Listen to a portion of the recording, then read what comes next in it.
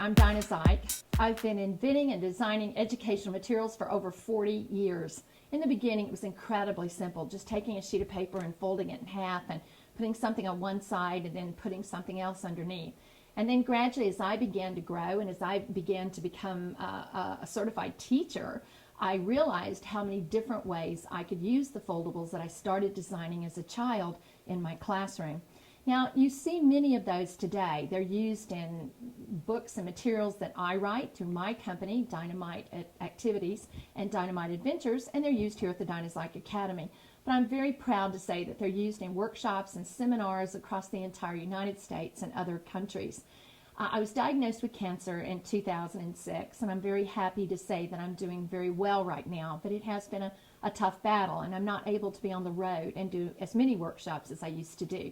But the year before I was diagnosed, I was in 42 states and 5 countries. So it's amazing today to think that foldables are being used by so many. Now, they weren't always called foldables. As a matter of fact, those of you who know me know I don't do cute.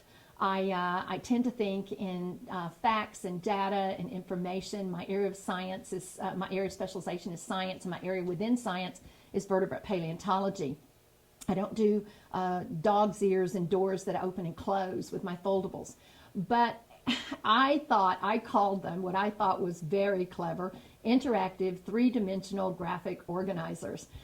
Someone from McGraw-Hill by the name of Mike Oster thought of the term foldables, and it's just been a phenomenal term because it describes what they do, it's quick and easy, and it's very, very identifiable. Now, I was known for years as not working with textbook companies. I was a very independent person. I started my small business in 1984, and I started my business because no one would publish my foldables. I sent notices out and letters out to different companies that I had worked with in the past and new companies, and no one would take them. I had a file drawer full of negative responses. So I finally decided just to start my own company and to begin to do not only my foldables, but some of my other teaching aids. And that's how my first company, Dynamite Activities, began in 1984. It was in my garage, and I gradually expanded from my garage to the different buildings and things that we have today. As I designed the materials, and as I said, I was known for not going with the textbook companies, I found that it was something that I could do the presentations, the teachers would understand it, and then they could use the materials after hearing about it. The textbook companies would ask me to write an ancillary that they could just stick in a box, and if teachers got extra time, they could use it.